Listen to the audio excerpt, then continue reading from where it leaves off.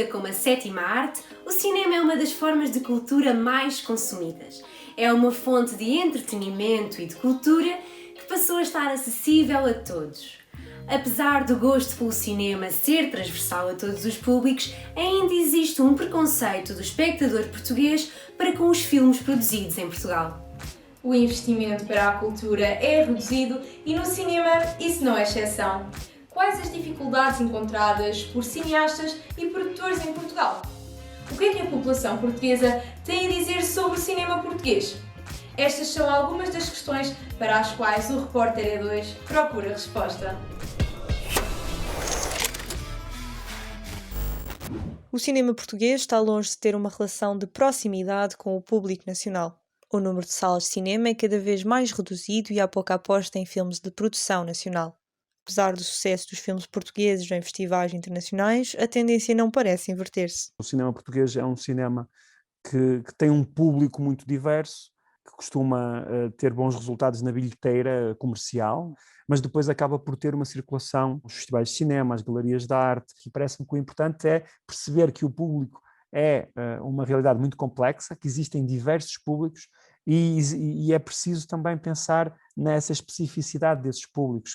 No livro O Público e o Novo Cinema Português, Paulo Cunha diz que o afastamento do espectador se deve à fraca divulgação dos filmes. No período do cinema novo, iniciado nos anos 60, quem ditava o sucesso comercial do filme não era o público cinéfilo, mas o público comercial. Uma obra bem-sucedida em Portugal é uma obra que faz muitos espectadores em Portugal. Portanto, uma obra bem-sucedida em Portugal é o Pátio das Cantigas, ou o Crime do Padre Amaro. Mas isso não faz com que essa obra bem-sucedida em Portugal seja bem-sucedida internacionalmente. Nos circuitos dos festivais é muito comum os filmes portugueses serem premiados. Em 2020, por exemplo, Ana Rocha de Sousa venceu 2 prémios no Festival de Cinema em Veneza com a sua longa-metragem Listen. Há gente que pensa que o cinema, que se pode criar uma indústria de cinema em Portugal. E que os filmes podem ser autossustentáveis e viverem por si próprios, o que é uma absoluta falácia. O absoluto blockbuster do cinema português chama-se O Pátio das Cantigas. Fez à volta de 650 mil espectadores. Agora faz as contas.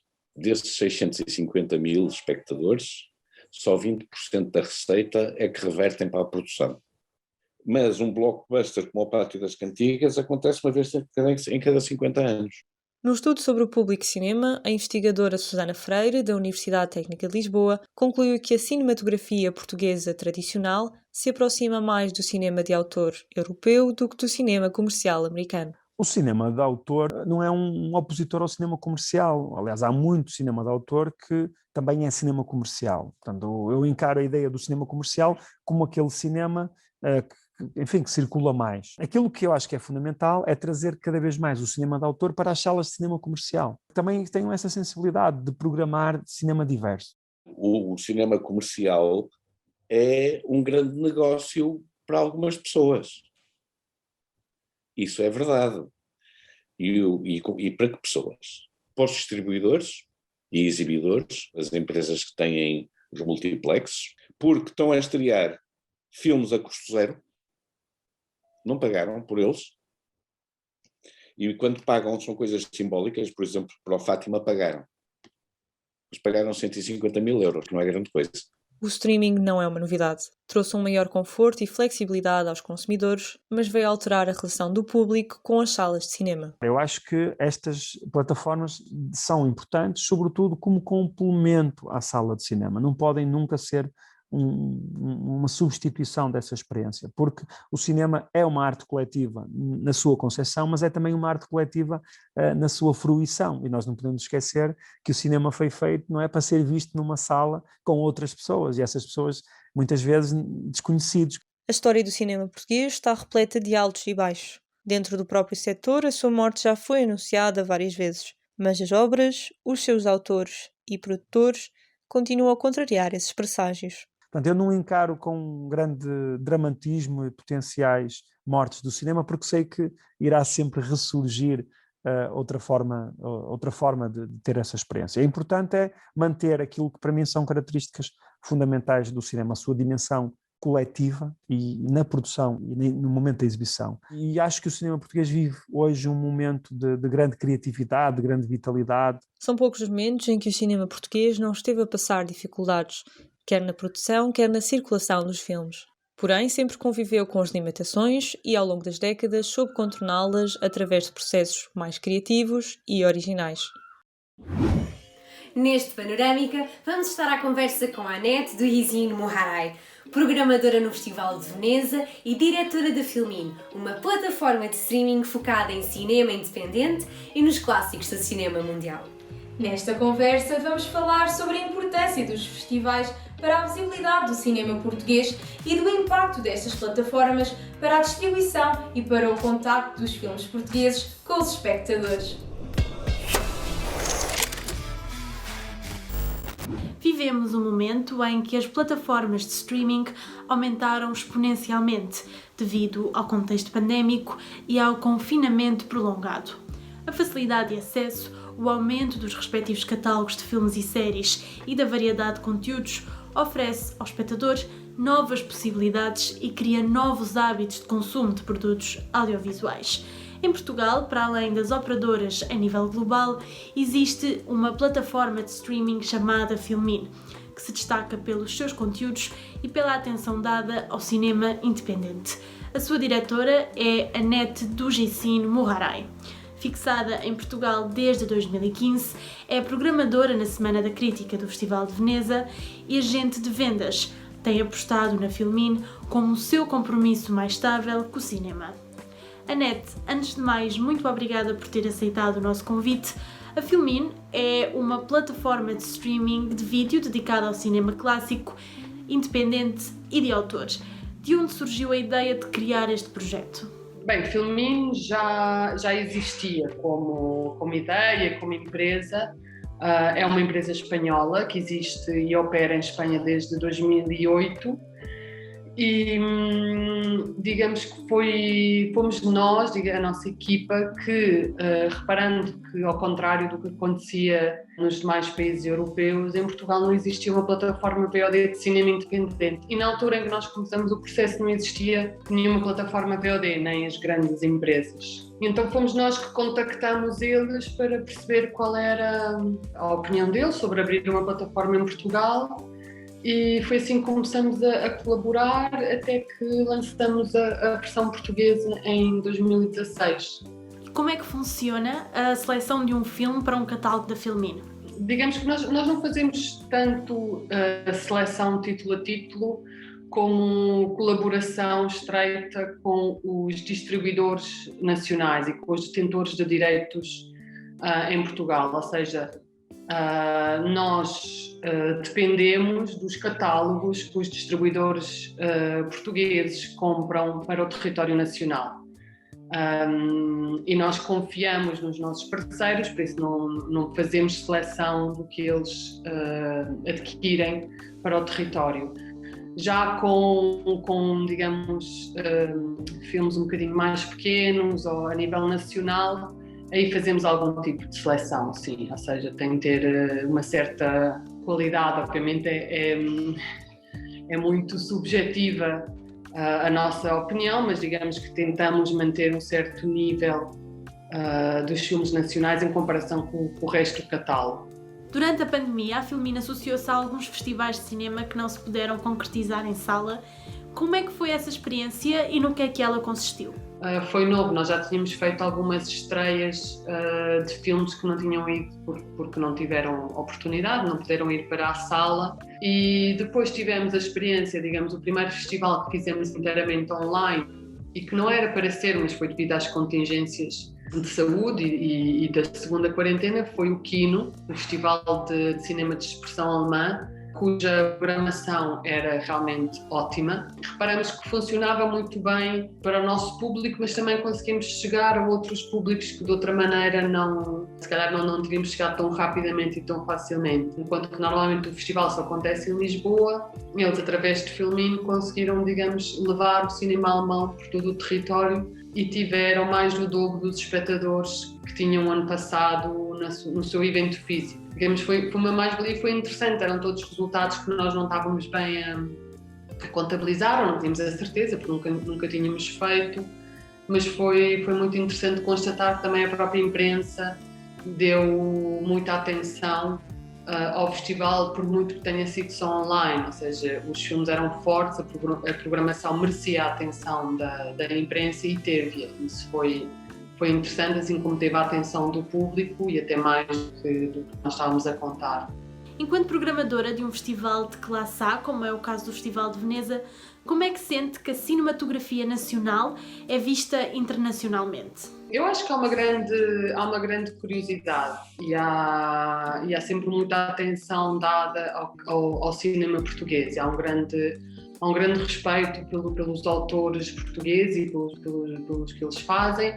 E tem isto em alguns festivais mais do que outros, mas há sempre uma grande atenção ao cinema português. Por exemplo, o Festival de Locarno é um festival que tem sempre dado muito espaço ao cinema português. No Festival de Cannes, que é o festival mais importante do mundo, digamos assim, também sempre tem uma presença importante do melhor cinema português. E, digamos, está entre as cinematografias mais interessantes. Obviamente, a nível de número é menor que outros países, mas isso é normal devido ao tamanho do país, mas acho que em comparação com a quantidade de filmes que são feitos e depois a quantidade de filmes que são selecionados em festivais, digamos, um ótimo equilíbrio que demonstra a boa qualidade do cinema português. O público português e as suas obras têm uma relação que historicamente é muito distante, desde meados dos anos 70.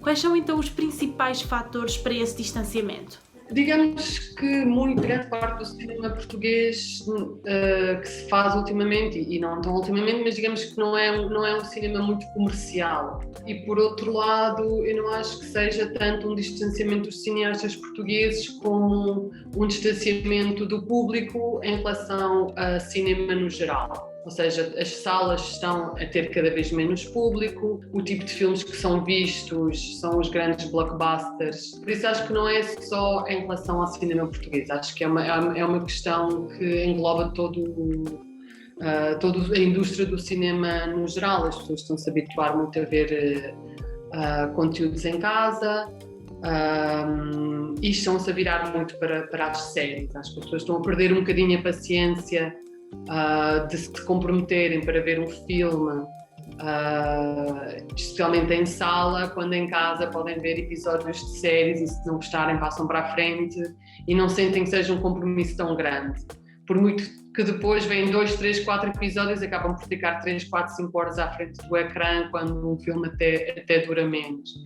Mas também acho que é um bocadinho um preconceito com o cinema português de ser lento, de ser chato, de ser temáticas não muito apelativas. Eu acho que há esta ideia, mas é um preconceito.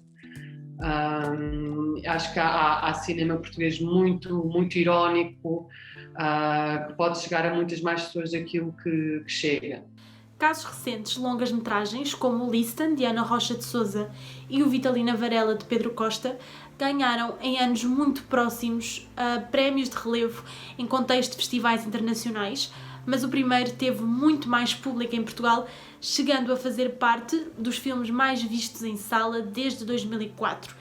Quais são então os fatores para esta diferenciação?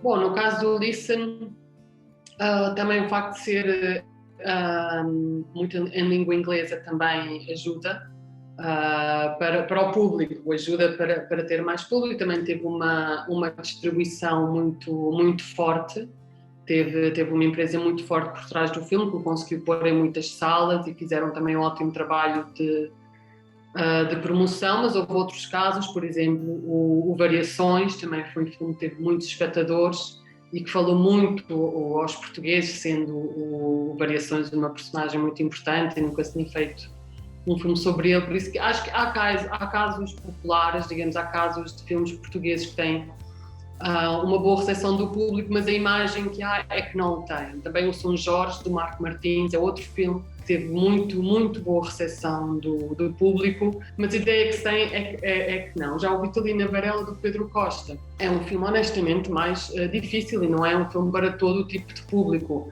mas é um filme extremamente importante na cinematografia nacional e internacional.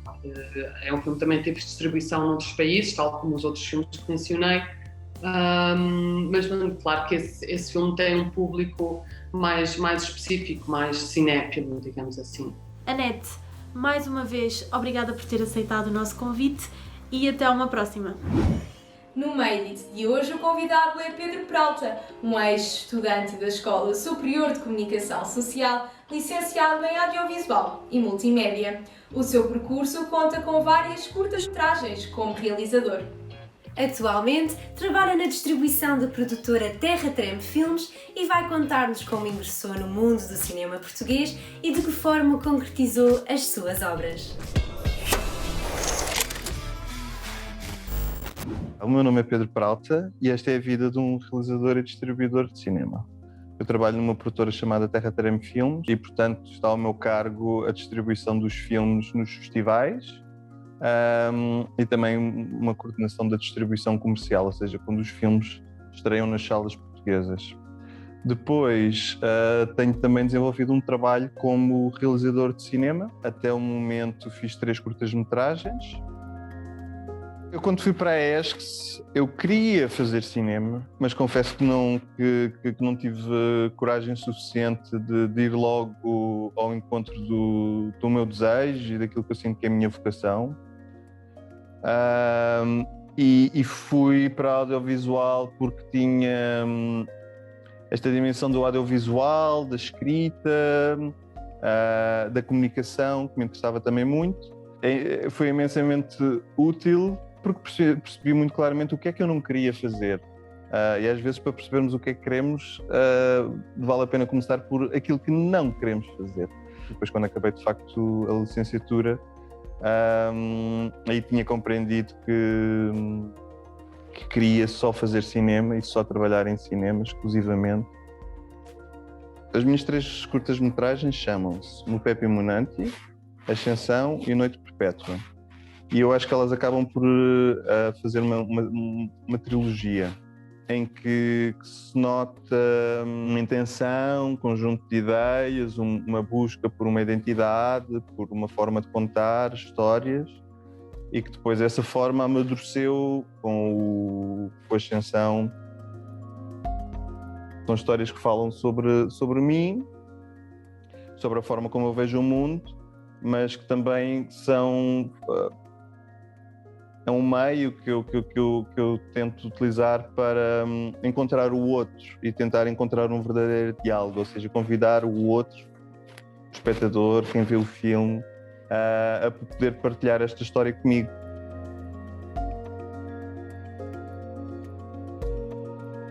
Para mim é muito entusiasmante a parte disto ir à procura das pessoas, é que mais me entusiasma. Eu tenho trabalhado sempre com pessoas que não são atores e atrizes profissionais. Essa é uma característica da minha forma de trabalhar. E para eu encontrar estas pessoas eu perco muito tempo. Os meus castings não são bem castings, acho que é uma terminologia errada. No Ascensão demorei 9 meses à procura das pessoas. São processos muito longos. Obviamente criamos muitas expectativas, estamos ali a representar o trabalho de muita gente. Há um grande sentido de responsabilidade e eu, para fazer os filmes, como são sempre filmes muito pessoais, eu tenho que, para encontrar este desejo e pensar a quem é que vou dedicar o filme. Portanto, essencialmente, neste momento estou a desenvolver novos projetos. Se tiver sorte, irei fazer mais filmes. Alguns deles podem ser bons, outros se calhar vão ser medíocres e vão ser mal recebidos. Mas na história da arte há filmes que correm muito bem e depois são esquecidos. Há filmes que passam despercebidos e depois se tornam os clássicos.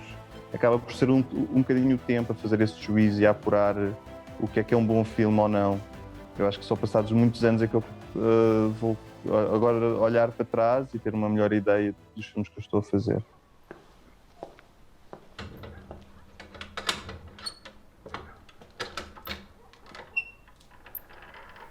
Tenho que trabalhar constantemente para poder ter o privilégio de 4 em 4 anos ou de 5 em 5 anos fazer um filme.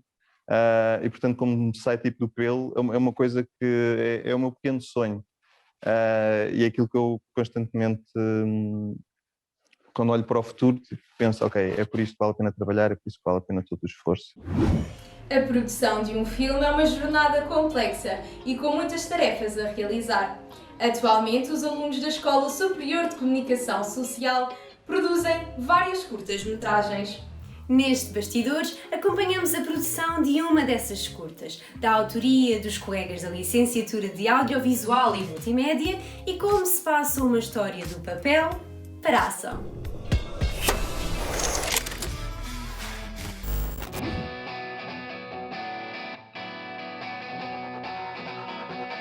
O curso começou em outubro do ano passado. Cada grupo escolhia o guião que queria começar a desenvolver.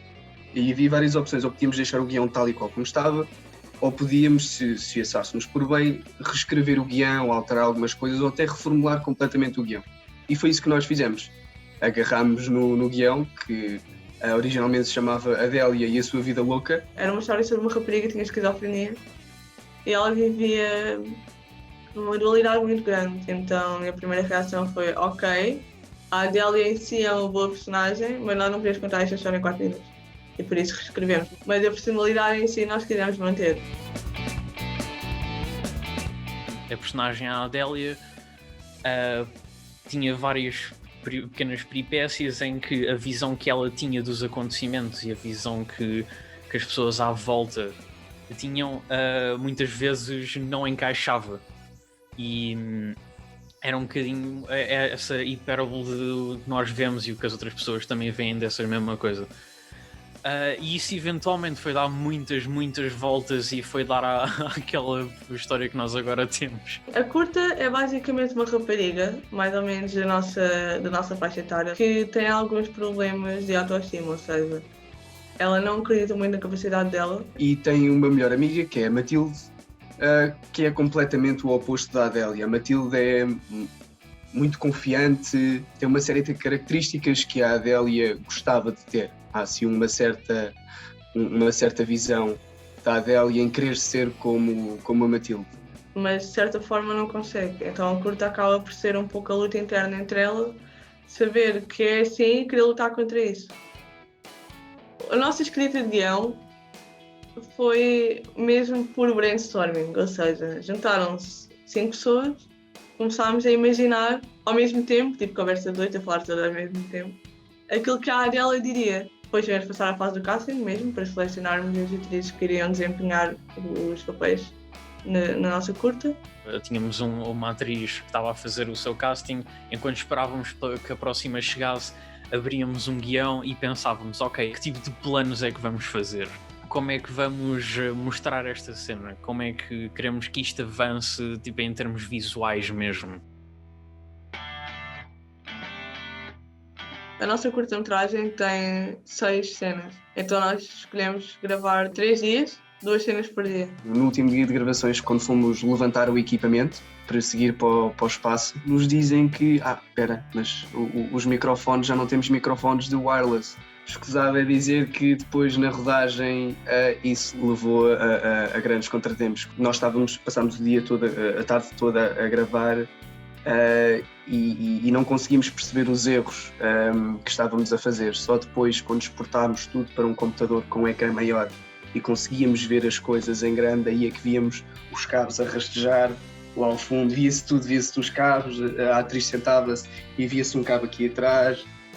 Toda essa cena criou-nos um grande entrave e teríamos de repetir tudo outra vez. Entre ter que voltar a pedir autorizações e demorar mais tempo para ir gravar ao mesmo local, nós acabámos por reescrever uma cena de maneira a podermos gravar num sítio em que não tínhamos que pedir autorizações, mas que passasse a mesma coisa. O que agora vamos fazer é decidir quais são os planos que melhor contam a nossa história da maneira que nós queremos que contem.